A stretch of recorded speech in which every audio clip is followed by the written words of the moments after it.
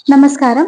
ഫോർലിംഗോ അക്കാഡമിയുടെ കേട്ടറ്റ് ചോദ്യപേപ്പർ ചർച്ചയിലേക്ക് എല്ലാവർക്കും സ്വാഗതം. ഇന്ന് നമ്മൾ സൈക്കോളജി പേപ്പറാണ് ചർച്ച ചെയ്യുന്നത്. പലരും ബുദ്ധിമുട്ടാണ് എന്നറിയിച്ച ഒരു പേപ്പർ കൂടിയായിരുന്നു സൈക്കോളജി. നോക്കാം. ഒന്നാമത്തെ ചോദ്യം, പരിമിതമായ ഉത്തേജനങ്ങളോടുള്ള അവബോധം വർദ്ധിപ്പിക്കുന്നതിനായി പ്രത്യക്ഷണ കേന്ദ്രീകൃത പ്രക്രിയ ഏതാണ് എന്നാണ് ചോദ്യം. പരിമിതമായ ഉത്തേജനങ്ങളോടുള്ള അവബോധം വർദ്ധിപ്പിക്കുന്നതിനായി പ്രത്യക്ഷണ കേന്ദ്രീകൃത പ്രക്രിയ ഏതാണ് എന്നായിരുന്നു ചോദ്യം. ഓപ്ഷൻ തന്നിരിക്കുന്നത് നോക്കൂ. എ താല്പര്യം, ബി ശ്രദ്ധ, സി മനോഭാവം, ഡി അഭിരുചി എന്നിങ്ങനെയാണ് ഓപ്ഷൻ നൽകിയിരിക്കുന്നത്. അത്രത്തോളം ബുദ്ധിമുട്ടിക്കാത്ത ഒരു ചോദ്യമായിരുന്നു ഒന്നാമത്തേത്. ഓപ്ഷൻ ബി ആണ് ഉത്തരമായി വരുന്നത്. ഓപ്ഷൻ ബി ശ്രദ്ധയാണ് ഒന്നാമത്തേതിന്റെ ഉത്തരം. ഇത് ക്വസ്റ്റ്യൻ പേപ്പർ കോഡ് ബി ആണ് കേട്ടോ. രണ്ടാമത്തെ ചോദ്യം, തീമാറ്റിക് അപ്പർസെപ്ഷൻ ടെസ്റ്റ് ആദ്യമായി അവതരിപ്പിച്ചത് ആരാണ് എന്നതാണ്. ഡയറക്റ്റ് ക്വസ്റ്റ്യൻ ആണ്. പഠിച്ച ആളുകൾക്ക് വളരെ വേഗത്തിൽ തന്നെ ആൻസർ ചെയ്യാൻ പറ്റും. Option C D Morgan, doctor Leopold Bellak, option C Carl Rogers, option D Henry Murray. സംശയമില്ല, ഓപ്ഷൻ ഡി ഹെൻറി മുറെയാണ് തീമാറ്റിക് അപ്പർസെപ്ഷൻ ടെസ്റ്റ് ആദ്യമായി അവതരിപ്പിച്ചിട്ടുള്ളത്.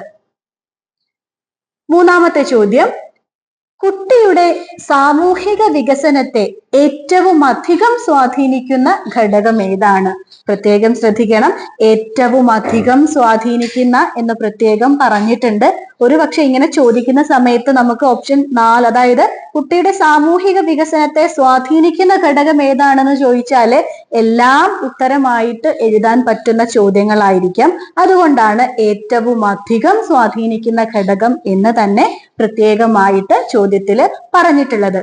സുഹൃത്തുക്കളുടെ സംഘമാണോ, അതല്ല സമൂഹവും ചുറ്റുപാടുമാണോ, കുടുംബമാണോ, ബുദ്ധിശക്തിയാണോ ഏറ്റവും കൂടുതൽ, ഏറ്റവും അധികം കുട്ടിയുടെ സാമൂഹിക വികസനത്തെ സ്വാധീനിക്കുന്നത് എന്ന് ചോദിച്ചാൽ നമ്മൾ ഏതാ പറയാ? ഉത്തരമായി വരുന്നത് സ്വാഭാവികമായിട്ടും ഓപ്ഷൻ സി കുടുംബമാണ്. പലരും എന്ത് ചെയ്തു എന്നറിയോ? സുഹൃത്തുക്കളുടെ സംഘം എന്നുള്ളത് ആൻസർ ചെയ്തിട്ടുണ്ടായിരുന്നു. പക്ഷെ ഏതാണ്? കുടുംബമാണ് ഒരു കുട്ടിയുടെ സാമൂഹിക വികസനത്തെ ഏറ്റവും അധികം സ്വാധീനിക്കുന്ന ഘടകമായിട്ട് വരുന്നത്. നാലാമത്തെ ചോദ്യം, എറിക്സന്റെ അഭിപ്രായത്തിൽ ഒരു വ്യക്തി പ്രായോഗികതയുടെയും വിമർശനത്തിന്റെയും അടിസ്ഥാനത്തിൽ ശരിയും തെറ്റും തിരിച്ചറിയുന്ന ഘട്ടം ഏതാണ് എന്നാണ് ചോദിക്കുന്നത്. എറിക്സന്റെ ഭാഗം നമ്മൾ പഠിച്ചതാണ്. ആകെ എത്ര സ്റ്റേജസ് ആണ് ഉണ്ടായിരുന്നത്? 8 സ്റ്റേജ് ഉണ്ടായിരുന്നു അല്ലെ? ഇവിടെ ഓപ്ഷൻസ് നോക്കൂ. സാശ്രയത്വം വേഴ്സസ് ജാള്യത, അടുപ്പം വേഴ്സസ് ഒറ്റപ്പെടൽ, മുൻകൈയെടുക്കൽ വേഴ്സസ് കുറ്റബോധം, ഊർജ്ജസ്വലത വേഴ്സസ് അപകർഷത. ഇവിടെ ഇംഗ്ലീഷും കൊടുത്തിരിക്കുന്നത് കൊണ്ട് നമുക്കത് ഏതാണെന്ന് മനസ്സിലാക്കാൻ അത്ര പ്രയാസമില്ല. നോക്കൂ, സാശ്രയത്വം വേഴ്സസ് ജാള്യതയാണോ, അതല്ല അടുപ്പം വേഴ്സസ് ഒറ്റപ്പെടലാണോ, മുൻകൈയെടുക്കൽ കുറ്റബോധമാണോ, ഊർജ്ജസ്വലത അപകർഷതയാണോ ഉത്തരമായിട്ട് വരുന്നത്? ഏതാണ്? ഓപ്ഷൻ സി ആണല്ലേ, മുൻകൈയെടുക്കൽ വേഴ്സസ് കുറ്റബോധം. ഏതാണ്? ഇനിഷ്യേറ്റീവ് വേഴ്സസ് ഗിൽറ്റ് ആണ്. 8 സ്റ്റേജസ് ഏതൊക്കെയാണെന്ന് ഓർമ്മയുണ്ടോ? ആദ്യത്തേത് ട്രസ്റ്റ് വേഴ്സസ് മിസ്ട്രസ്റ്റ് ആണ്. 2 autonomy versus shame and doubt ആണ്. അത് ഏത് വയസ്സിലാണ് വരുന്നത്? 18ാമത്തെ മാസം തൊട്ട് 3ാമത്തെ വയസ്സ് വരെയാണ് രണ്ടാമത്തെ ഘട്ടം വരുന്നത്. 3ാമത്തെ ഘട്ടം ഇനിഷ്യേറ്റീവ് വേഴ്സസ് ഗിൽറ്റ് ആണ്. അത് 3 മുതൽ 5 വരെയാണ് അതിന്റെ പ്രായം. അടുത്തത് ഇൻഡസ്ട്രി വേഴ്സസ് ഇൻഫീരിയോറിറ്റി ആണ്. അത് 6 വയസ്സ് മുതൽ 11 വയസ്സ് വരെയാണ് വരുന്നത്. അത് കഴിഞ്ഞിട്ട് കൗമാരപ്രായം, അഡോളസെന്റ് പ്രായത്തിലുള്ള ഐഡന്റിറ്റി വേഴ്സസ് കൺഫ്യൂഷൻ 12 തൊട്ട് 18 വയസ്സ് വരെ. അത് കഴിഞ്ഞിട്ടാണ് ഇന്റിമസി വേഴ്സസ് ഐസൊലേഷൻ വരുന്നത്. അത് 18 മുതൽ 40 വയസ്സ് വരെയാണ്. 40 തൊട്ട് 65 വയസ്സ് വരെയുള്ളത് ജനറേറ്റിവിറ്റി വേഴ്സസ് സ്റ്റാഗ്നേഷൻ ആണ്. അത് കഴിഞ്ഞിട്ട് ഏറ്റവും അവസാനം 8ാമത്തെ സ്റ്റേജ് ആണ് ഇത്, ഇന്റഗ്രിറ്റി വേഴ്സസ് ഡെസ്പയർ. 65 വയസ്സ് തൊട്ടാണ് ഇന്റഗ്രിറ്റി വേഴ്സസ് ഡെസ്പയർ വരുന്നത്. ഇവിടെ എറിക്സന്റെ അഭിപ്രായത്തിൽ ഒരു വ്യക്തി പ്രായോഗികതയുടെയും വിമർശനത്തിന്റെയും അടിസ്ഥാനത്തിൽ ശരിയും തെറ്റും തിരിച്ചറിയുന്ന ഘട്ടം ഏതാണ്? ഓപ്ഷൻ സി ആണ്, മുൻകൈ എടുക്കൽ വേഴ്സസ് കുറ്റബോധം. അതായത് ഇനീഷ്യേറ്റീവ് വേഴ്സസ് ഗിൽറ്റ്. 3 മുതൽ 5 വയസ്സ് വരെ പ്രായത്തിൽ വരുന്ന ഘട്ടമാണ് ഇത്. 5-ാമത്തെ ചോദ്യം, ഒരു അധ്യാപകൻ വിദ്യാർത്ഥിയുടെ വിജയം മറ്റു വിദ്യാർത്ഥികളുടെ പ്രകടനത്തോട് താരതമ്യം ചെയ്ത് വിലയിരുത്തുന്നു. പ്രസ്തുത മൂല്യനിർണയം ഏത് വിഭാഗത്തിൽ പെടുന്നു എന്നതാണ് ചോദിക്കുന്നത്. എ, മാനദണ്ഡ അധിഷ്ഠിത മൂല്യനിർണയമാണോ, അതല്ല അധ്യാപക സൃഷ്ട മൂല്യനിർണയമാണോ, വ്യവസ്ഥാപിതമായ മൂല്യനിർണയമാണോ, നിലവാര അടിസ്ഥിത മൂല്യനിർണയമാണോ എന്നാണ് ചോദ്യം. ഉത്തരം ഏതാണ്? ഓപ്ഷൻ സി, വ്യവസ്ഥാപിതമായ മൂല്യനിർണയമാണ് 5-ാമത്തെ ചോദ്യത്തിന്റെ ഉത്തരമായി വരുന്നത്. 6-ാമത്തതും വളരെ ഡയറക്റ്റ് ആയിട്ടുള്ള ചോദ്യമാണ്. RPWD 2016 നിയമപ്രകാരം ഉൾപ്പെടാത്ത വൈകല്യം ഏതാണ് എന്നാണ് ചോദിച്ചത്. സെറിബ്രൽ പാൾസി ആണോ, ഓട്ടിസം സ്പെക്ട്രം ഡിസോർഡർ ആണോ, ഹിമോഫീലിയ ആണോ, അതല്ല കൊറോണറി ആർട്ടറി ഡിസീസ് ആണോ എന്നാണ് ചോദിക്കുന്നത്. ഏതാണ്? ഓപ്ഷൻ ഡി ആണ് അല്ലെ. 6D ആണ് ഉത്തരമായി വരുന്നത്. കൊറോണറി ആർട്ടറി ഡിസീസ് ആണ് RPW 2016 നിയമപ്രകാരം ഉൾപ്പെടാത്ത വൈകല്യം. ഉൾപ്പെടാത്തത് എന്നാണ് ചോദിക്കുന്നത് കേട്ടോ. 7-ാമത്തെ ചോദ്യം, വ്യക്തിത്വ വികസനത്തിൽ ബാല്യകാല അനുഭവങ്ങളുടെ സ്വാധീനം ഉയർത്തിക്കാട്ടുന്ന സിദ്ധാന്തം ഏതാണ് എന്നുള്ളതാണ്. കോൾ റോജേഴ്സിന്റെ സെൽഫ് തിയറി ആണോ, അതല്ല യുങ്ങിന്റെ വ്യക്തിത്വ സിദ്ധാന്തമാണോ, സിഗ്മണ്ട് ഫ്രോയിഡിന്റെ മനോവിശ്ലേഷണ സിദ്ധാന്തമാണോ, അതല്ല ആൽപോർട്ടിന്റെ സവിശേഷക സിദ്ധാന്തമാണോ? ഏതാണ് വ്യക്തിത്വ വികസനത്തിൽ ബാല്യകാല അനുഭവങ്ങളുടെ സ്വാധീനം ഉയർത്തിക്കാട്ടുന്ന സിദ്ധാന്തം? ഏതാണ്? ഓപ്ഷൻ സി ആണല്ലേ. സിഗ്മണ്ട് ഫ്രോയിഡിന്റെ മനോവിശ്ലേഷണ സിദ്ധാന്തമാണ് വ്യക്തിത്വ വികസനത്തിൽ ബാല്യകാല അനുഭവങ്ങളുടെ സ്വാധീനം ഉയർത്തിക്കാട്ടുന്ന സിദ്ധാന്തം. ഓപ്ഷൻ സി, സിഗ്മണ്ട് ഫ്രോയിഡിന്റെ മനോവിശ്ലേഷണ സിദ്ധാന്തം. അടുത്തത്, ഘടനാവാദവുമായി ബന്ധപ്പെട്ട മനഃശാസ്ത്രജ്ഞൻ ആരാണ് എന്നുള്ളതാണ്. ജോൺ ഡ്യൂയി ആണോ, RS വുഡ്വർത്ത് ആണോ, EB ടിച്ച്നർ ആണോ, അതല്ല EL തോണ്ടേക്ക് ആണോ? ആരാണ് ഘടനാവാദവുമായി ബന്ധപ്പെട്ട മനഃശാസ്ത്രജ്ഞൻ? ഓപ്ഷൻ സി ആണ് അല്ലെ. EB ടിച്ച്നർ ആണ് ഘടനാവാദവുമായി ബന്ധപ്പെട്ട മനഃശാസ്ത്രജ്ഞൻ. 9-ാമത്തെ ചോദ്യം ഏതായിരുന്നു? ഓക്കെ, താഴെ പറയുന്നവയിൽ ഏതാണ് വികാരങ്ങളുടെ സവിശേഷത അല്ലാത്തത്? താഴെ പറയുന്നവയിൽ ഏതാണ് വികാരങ്ങളുടെ സവിശേഷത അല്ലാത്തത് എന്നാണ് ചോദിക്കുന്നത്. ഓപ്ഷൻ എ, നിരവധി ഉത്തേജകങ്ങൾ വഴി വികാരങ്ങളെ ഉണർത്താം. ഓപ്ഷൻ ബി, സ്ഥാനമാറ്റ ഗുണം കാണിക്കുന്നു. ഓപ്ഷൻ സി, ഒരു വികാരം നിരവധി ഉദ്ദീപനങ്ങളെ ജനിപ്പിക്കുന്നു. ഓപ്ഷൻ ഡി, വൈകാരിക അനുഭവങ്ങൾ ശാരീരികമോ ജൈവ സംബന്ധമോ ആയ മാറ്റങ്ങളെ ഉൾക്കൊള്ളുന്നില്ല. ഏതാണ്? എ ആണോ, ബി ആണോ, സി ആണോ, ഡി ആണോ? ഏതാണ് ഉത്തരമായി വരുന്നത്? ഓപ്ഷൻ ഡി ആണല്ലേ. വൈകാരിക അനുഭവങ്ങൾ ശാരീരികമോ ജൈവ സംബന്ധമോ ആയ മാറ്റങ്ങളെ ഉൾക്കൊള്ളുന്നില്ല എന്നുള്ളതാണ് സവിശേഷത അല്ലാത്തത്. വികാരങ്ങളുടെ സവിശേഷത അല്ലാത്തതാണ് കേട്ടോ ഓപ്ഷൻ ഡി.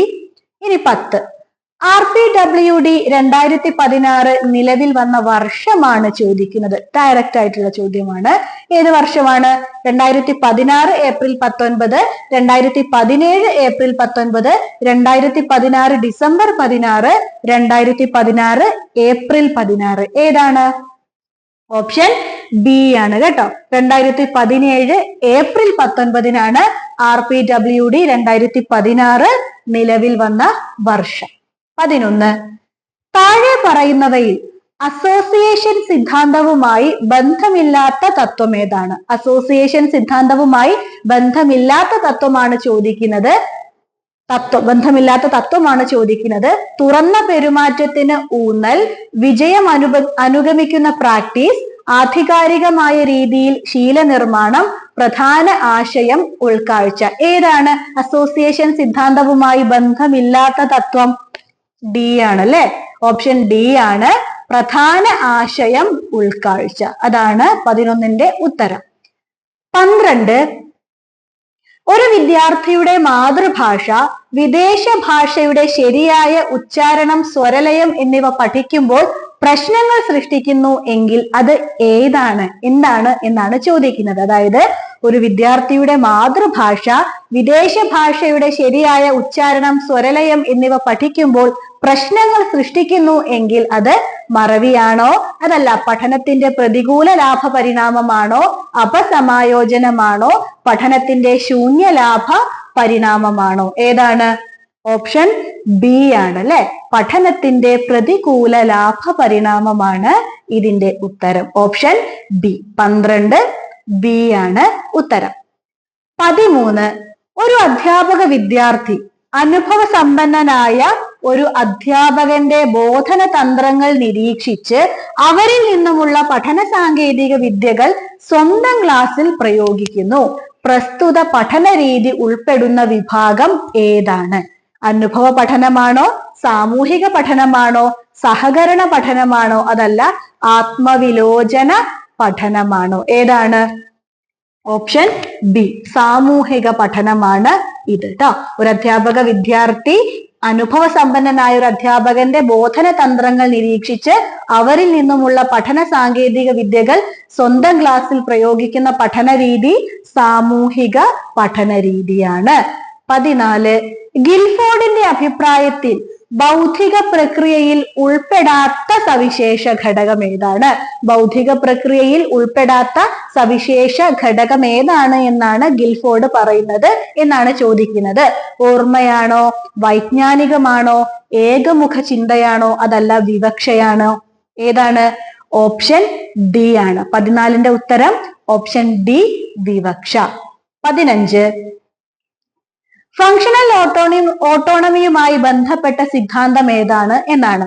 കാർട്ടിലെവിന്റെ ക്ഷേത്ര സിദ്ധാന്തമാണോ, GW ആൽപോർട്ടിന്റെ സവിശേഷക സമീപനമാണോ, എബ്രഹാം മാസ്ലോവിന്റെ അവശ്യ ശ്രേണി സിദ്ധാന്തമാണോ, RB കാറ്റലിന്റെ സവിശേഷക സമീപനമാണോ? ഏതാണ് ഉത്തരം? 15 ഏതാ ഉത്തരം വരുന്നത്?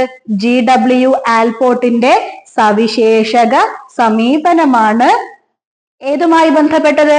ഫങ്ഷണൽ ഓട്ടോണമിയുമായി ബന്ധപ്പെട്ടിട്ടുള്ളത്.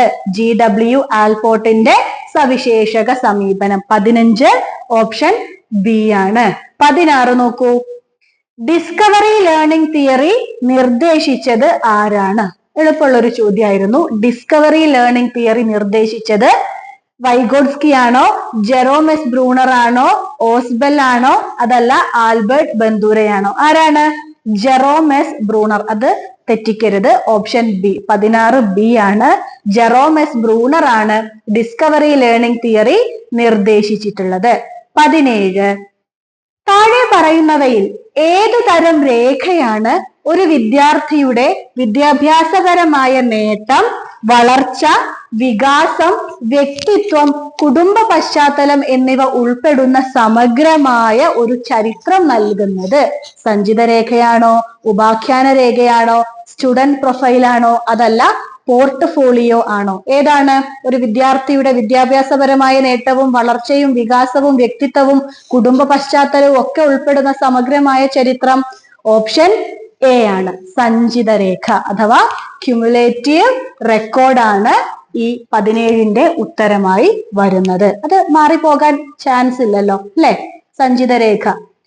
18 ജീൻ പിയാഷെയുടെ അഭിപ്രായത്തിൽ ഒരു ഗ്ലാസ്സിലെ ജലം ഒരു കുപ്പിയിലേക്ക് മാറ്റിയാൽ അതിന്റെ അളവിൽ യാതൊരുവിധ മാറ്റവും സംഭവിക്കുന്നില്ല എന്ന് തിരിച്ചറിയുന്ന കാലഘട്ടം ഏതാണ്?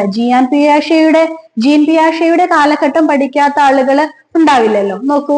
സംവേദക ചാലക ഘട്ടത്തിലാണോ, പ്രാഗ്മനോവ്യാപാര ഘട്ടത്തിലാണോ, മൂർത്ത മനോവ്യാപാര ഘട്ടത്തിലാണോ, അതല്ല ഔപചാരിക മനോവ്യാപാര ഘട്ടത്തിലാണോ ഇങ്ങനെ ഒരു സംഗതി നടക്കുന്നത്? ഒരു ഗ്ലാസ്സിലെ ജലം ഒരു കുപ്പിയിലേക്ക് മാറ്റിയാൽ അതിന്റെ അളവിൽ യാതൊരുവിധ മാറ്റവും സംഭവിക്കുന്നില്ല എന്ന് തിരിച്ചറിയുന്ന കാലഘട്ടം ഏതാണ്? Option C. മൂർത്ത മനോവ്യാപാര ഘട്ടത്തിലാണ് ഇങ്ങനെ മനസ്സിലാക്കുന്നത്, ഇങ്ങനെ തിരിച്ചറിയുന്നത് കേട്ടോ. 18 സി. മൂർത്ത മനോവ്യാപാര ഘട്ടം. 19 എപ്പിസോഡിക് മെമ്മറിയുമായി ബന്ധപ്പെട്ടത് ഏതാണ് എന്നാണ്. എപ്പിസോഡിക് മെമ്മറിയുമായി ബന്ധപ്പെട്ടത് ഏതാണ്? ഗുണിത പഠനത്തിന്റെ ആവർത്തനമാണോ? ഫീൽഡ് ട്രിപ്പുമായി ബന്ധപ്പെട്ട് വിദ്യാർത്ഥി അനുഭവിച്ച സംഭവങ്ങൾ സ്മരിക്കുന്നതാണോ? പാഠശാലയിൽ പഠിച്ച വിവിധ വിഷയ വിവരങ്ങളാണോ? അതല്ല ഒരു സംഭവത്തിന്റെ തീയതി ഓർമ്മിക്കുന്നതാണോ എപ്പിസോഡിക് മെമ്മറിയുമായി ബന്ധപ്പെട്ടിട്ടുള്ളത്? ഓപ്ഷൻ ബി ആണ് കേട്ടോ. ഫീൽഡ് ട്രിപ്പുമായി ബന്ധപ്പെട്ട് വിദ്യാർത്ഥി അനുഭവിച്ച സംഭവങ്ങൾ സ്മരിക്കുന്നതാണ് ഇതില് എപ്പിസോഡിക് മെമ്മറിയുമായി ബന്ധപ്പെട്ട കാര്യം. 20. കോൾബർഗിന്റെ കാഴ്ചപ്പാടിൽ ഒരു കുട്ടി തന്റെ മാതാപിതാക്കളോടും മുതിർന്നവരോടും ശിക്ഷയോ വെറുപ്പോ ഭയന്ന് അനുസരണ പ്രകടിപ്പിക്കുന്നു. ആ ഘട്ടം പ്രതിനിധാനം ചെയ്യുന്നത്, അതായത് ഇത് ഏത് ഘട്ടത്തിലാണ് എന്നാണ് ചോദിക്കുന്നത്. ദണ്ഡനാനുസരണ ഘട്ടത്തിലാണോ? പ്രായോഗിക ആപേക്ഷികത്വത്തിലാണോ? അന്തർവൈയക്തിക സമന്വയത്തിലാണോ? അതല്ല സാമൂഹിക സുസ്ഥിതി പാലനത്തിലാണോ? ഏതിലാണ്? ഓപ്ഷൻ എ ആണ് കേട്ടോ. 20A ആണ്. ദണ്ഡനാനുസരണ ഘട്ടത്തിലാണ് ഒരു കുട്ടി മാതാപിതാക്കളോടും മുതിർന്നവരോടും ശിക്ഷയോ വെറുപ്പോ ഭയന്ന് അനുസരണ പ്രകടിപ്പിക്കുന്നത്. ഏതിലാണ്? ദണ്ഡനാനുസരണ ഘട്ടം. അതായത് ആ പദത്തിന്റെ അർത്ഥം നിങ്ങൾക്ക് മനസ്സിലായിട്ടുണ്ടെങ്കിൽ എളുപ്പത്തില് ഉത്തരം എഴുതാവുന്നതേയുള്ളൂ. കാരണം ദണ്ഡനം എന്ന് പറഞ്ഞാല് നമ്മൾ അടിക്കുക, ഉപദ്രവിക്കുക എന്നുള്ള രീതിയിലല്ലേ പ്രയോഗിക്കാറ്. അപ്പൊ ദണ്ഡനം, ശിക്ഷ അല്ലെ? ശിക്ഷയും ദണ്ഡനവും പരസ്പരം കണക്ട് ചെയ്താല് വളരെ ഈസി ആയിട്ട് ആൻസർ ചെയ്യാം. അപ്പൊ 20 ഏതാണ്? ഓപ്ഷൻ എ, ദണ്ഡനാനുസരണ ഘട്ടം. 21, 25, 16, 20, 19, 15 അടുത്ത നമ്പർ കണ്ടെത്തുക. ഇത്തരത്തിലൊരു ചോദ്യം തന്നിട്ടുണ്ടെങ്കിൽ മുകളിൽ തന്നിട്ടുള്ള സാമ്യതാ പ്രശ്നം ഏതിന്റെ പരിധി കണ്ടെത്താനാണ് സഹായിക്കുന്നത്? ഇൻഡക്റ്റീവ് ചിന്തനമാണോ? ഡിഡക്റ്റീവ് ചിന്തനമാണോ? ലീനിയർ ചിന്തനമാണോ? അതല്ല ലോജിക്കൽ ചിന്തനമാണോ? ഏതാണ്? ഇൻഡക്റ്റീവ് ചിന്തനമാണ് അല്ലെ. 21 ഓപ്ഷൻ എ, ഇൻഡക്റ്റീവ് ചിന്തനം. 22, ഒരു പ്രാഥമിക ക്ലാസ്സിലെ വിദ്യാർത്ഥി പഠനത്തിൽ മികച്ച പ്രകടനം കാഴ്ചവെച്ചതിനാൽ നിശ്ചിത കാലാവധി പൂർത്തിയാക്കുന്നതിന് മുൻപ് അടുത്ത ക്ലാസ്സിലേക്ക് ഉയർത്തപ്പെട്ടു. ഇതിനെ പറയുന്ന പേര് എന്താണ്? ത്വരിതപ്പെടുത്തലാണോ? സമ്പുഷ്ടീകരണമാണോ? എബിലിറ്റി ഗ്രൂപ്പിംഗ് ആണോ? അതല്ല ത്വരിതപ്പെടുത്തലും സമ്പുഷ്ടീകരണവും കൂടിയതാണോ? ഡിയതാണ്. എയും ബിയും ചേർന്നത് എന്നുള്ളതാണ്. ഏതാണ് ഉത്തരം വരുന്നത്? ആക്സലറേഷൻ ആണോ? എൻറിച്ച്മെന്റ് ആണോ? എബിലിറ്റി ഗ്രൂപ്പിംഗ് ആണോ? ഏതാണ്? 22 ഓപ്ഷൻ എ ആണല്ലേ. ത്വരിതപ്പെടുത്തലാണ്. ത്വരിതപ്പെടുത്തലാണ് ഇതിന്റെ ഉത്തരം. 22ന്റെ ഉത്തരം ഓപ്ഷൻ എ ആണ്. 23 നോക്കൂ. ഒരു വ്യക്തിയുടെ ക്ഷേമത്തിനു വേണ്ടി അവന്റെ ഉള്ളിൽ അടിഞ്ഞുകൂടി കിടക്കുന്ന വികാരങ്ങളെ പുറത്തുവിടുന്നതിന് പറയുന്ന പേര് എന്താണ്? വ്യതിചലനമാണോ? ആന്തരനിരോധനമാണോ? ഉദാത്തീകരണമാണോ? കഥാർസിസ് ആണോ? ഏതാണ്? ഒരു വ്യക്തിയുടെ ക്ഷേമത്തിന് വേണ്ടി അവന്റെ ഉള്ളിൽ അടിഞ്ഞുകൂടി കിടക്കുന്ന വികാരങ്ങളെ പുറത്തുവിടുന്നതിന് പറയുന്ന പേര്? ഓപ്ഷൻ ഡി ആണ്. കഥാർസിസ് ആണ് 23ന്റെ ഉത്തരമായി വരുന്നത്. നമ്മൾ മലയാളത്തില് വികാര വിരേചനം, വികാര വിമലീകരണം എന്നൊക്കെയാണ് കഥാർസിസിന്റെ മലയാളത്തിൽ പറയാറുള്ളത്. അരിസ്റ്റോട്ടിൽ ആണ് കേട്ടോ ഇതിന്റെ ഉപജ്ഞാതാവ് എന്ന് പറയുന്നത്. കഥാർസിസ്, വികാര വിരേചനം, വികാര വിമലീകരണം ട്ടോ. 23 ഓപ്ഷൻ ഡി ആണ്. 24, ഒരു സ്കൂളിൽ ആൺകുട്ടികളുടെയും പെൺകുട്ടികളുടെയും ആവശ്യങ്ങൾ പരിഗണിച്ച് ഒരു പൊതുവായ യൂണിഫോം നടപ്പിലാക്കാൻ തീരുമാനിക്കുന്നു. ഇത് താഴെ പറയുന്നവയിൽ ഏത് വിഭാഗത്തിലാണ് പെടുന്നത്? ലിംഗസമത്വമാണോ? ലിംഗവിവേചനമാണോ? ലിംഗ ന്യൂട്രാലിറ്റി ആണോ? അതല്ല ലിംഗ സ്റ്റീരിയോ ടൈപ്പ് ആണോ? എളുപ്പം നമുക്ക് ഈസി ആയിട്ട് ആൻസർ ചെയ്യാൻ പറ്റും. ഏതാണ്? ലിംഗ ന്യൂട്രാലിറ്റി അഥവാ ജെൻഡർ ന്യൂട്രാലിറ്റി ആണ് അല്ലെ. ഈ അടുത്തായിട്ട് നമ്മൾ, ഈ അടുത്തല്ല, ഒരു 1-1.5 വർഷങ്ങൾക്കൊക്കെ മുമ്പായിരിക്കണം, പത്രങ്ങളിലൊക്കെ നമ്മൾ വായിച്ചതാണ്. ഏതാണ്? ജെൻഡർ ന്യൂട്രാലിറ്റി അഥവാ ലിംഗ ന്യൂട്രാലിറ്റി ആണ്. 24 ഓപ്ഷൻ സി. 25 നോക്കൂ. നിങ്ങളുടെ ക്ലാസ്സിലെ ഒരു വിദ്യാർത്ഥിക്ക് അവൾ ആഗ്രഹിച്ചിരുന്നിട്ടും ജില്ലാതല സംഗീത മത്സരത്തിൽ പങ്കെടുക്കാൻ അവസരം ലഭിച്ചില്ല. എന്നിരുന്നാലും ഇത് തന്റെ പാഠ്യേതര പ്രവർത്തനത്തിലെ ഒരു പ്രധാന ഭാഗമായി കാണുന്നില്ല എന്ന് അഭിപ്രായപ്പെടുന്നു. ഇത് ഏതു തരം പ്രതിരോധ തന്ത്രത്തിലാണ് പെടുന്നത്? ഡിഫൻസീവ് മെക്കാനിസത്തിന്റെ ഭാഗത്ത് നിന്നുള്ള ചോദ്യമാണ്. ഏതാണ്?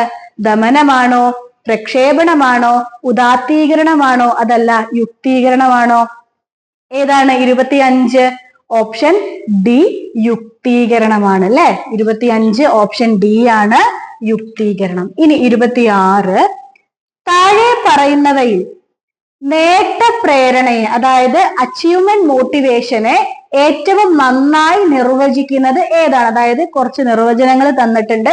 അതില് ഏറ്റവും നന്നായി അച്ചീവ്മെന്റ് മോട്ടിഫിക്കേഷനെ നിർവചിക്കുന്നത് ഏതാണ് എന്നാണ് ചോദിക്കുന്നത്. നോക്കൂ, പരാജയങ്ങളോട് പൊരുത്തപ്പെടാനുള്ള കഴിവ്, വെല്ലുവിളി നിറഞ്ഞ സാഹചര്യങ്ങൾ ഒഴിവാക്കാനുള്ള പ്രവണത, മത്സരങ്ങളിൽ മറ്റുള്ളവരെ മറികടക്കാനുള്ള ആഗ്രഹം. ഓപ്ഷൻ ഡി ലക്ഷ്യങ്ങൾ നേടാനും പ്രവർത്തന മികവ് തെളിയിക്കാനുമുള്ള ആന്തരിക പ്രചോദനം. ഏതാണ് അച്ചീവ്മെന്റ് മോട്ടിവേഷൻ എന്നുള്ളതിനെ ഏറ്റവും നന്നായി നിർവചിക്കുന്നത്? Option D. 26 ഓപ്ഷൻ ഡി ആണ്. ലക്ഷ്യങ്ങൾ നേടാനും പ്രവർത്തന മികവ് തെളിയിക്കാനുമുള്ള ആന്തരിക പ്രചോദനമാണ് എന്ത്? അച്ചീവ്മെന്റ് മോട്ടിവേഷൻ അഥവാ നേട്ട പ്രേരണം.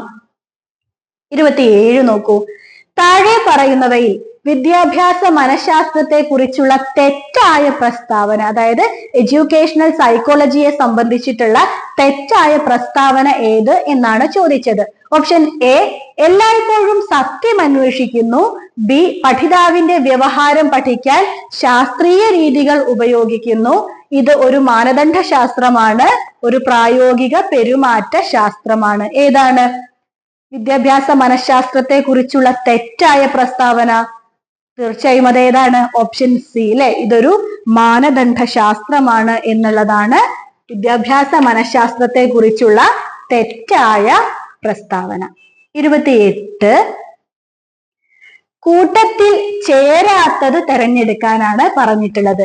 A Pinter Paterson scale, option B Arthur point scale, option C Alexander's battery of performance, option D army alpha test. ഏതാണ്?